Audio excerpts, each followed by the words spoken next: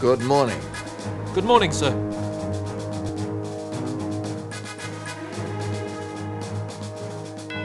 Gentlemen, we are at war. Yesterday morning, a bizarre transport landed at Horsell Common near Woking. It contained what is now believed to be an advance of an invading army, for without provocation, its occupants attacked civilian and military targets. We have with us a journalist who was an eyewitness. Hopefully, he can enlighten us as to the origin and intentions of these aggressors. At midnight on the 12th of August, a huge mass of luminous gas erupted from Mars and sped towards Earth. Across 200 million miles of void came the first of the missiles that were to bring so much calamity to Earth. Ogilvy, the astronomer, assured me we were in no danger. He was convinced there could be no living thing on that remote, forbidding planet. And that's how it was for the next 10 nights. A flare spurting out from Mars. A beautiful, but somehow disturbing sight. Then came the night the first missile approached Earth. It was thought to be an ordinary falling star, but next day there was a huge crater in the middle of the common, and Ogilvy came to examine what lay there. A cylinder, 30 yards across, glowing hot, and with faint sounds of movement coming from within.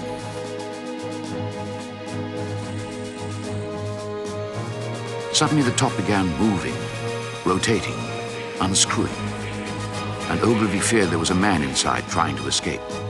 He rushed to the cylinder, but the intense heat stopped him before he could burn himself on the metal.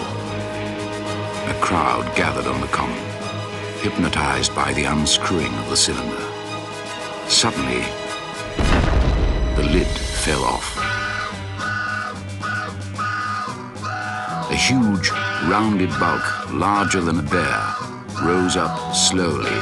Its lipless mouth quivered and slavered, and snake-like tentacles writhed as the clumsy body heaved and pulsated. Ogilvy and a few young men crept closer to the pit. A tall funnel rose, then a ray of heat leapt from man to man, and there was a bright glare as each was instantly turned to fire.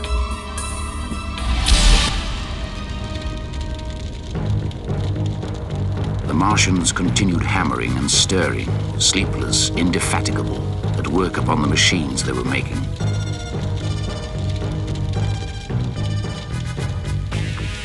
People clawed their way off the common, and I ran too. I felt I was being toyed with, that when I was on the very verge of safety, this mysterious death would leap after me and strike me down.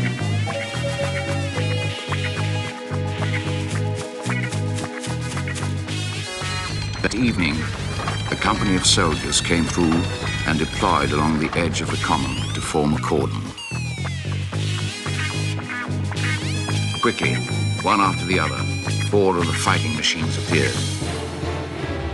Monstrous tripods, higher than the tallest steeple.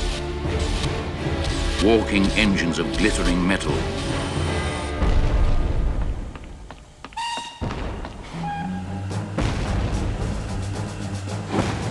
The pounding of guns from the common grew louder. There was a heavy explosion. The ground heaved and gusts of smoke erupted into the air.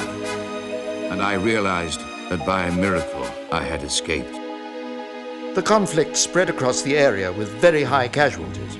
Mercifully, our artillery managed to finally destroy the invaders.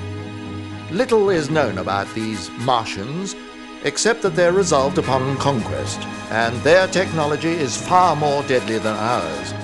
Observations of the other incoming missiles imply that they have changed course, perhaps in light of our victory, to land in Scotland. All of our forces are being mustered to face them. Our chief scientists and engineers are already working on technologies which may aid us. We must face and destroy this Martian threat, for if we fall, the rest of the world must surely follow. Gentlemen, good luck.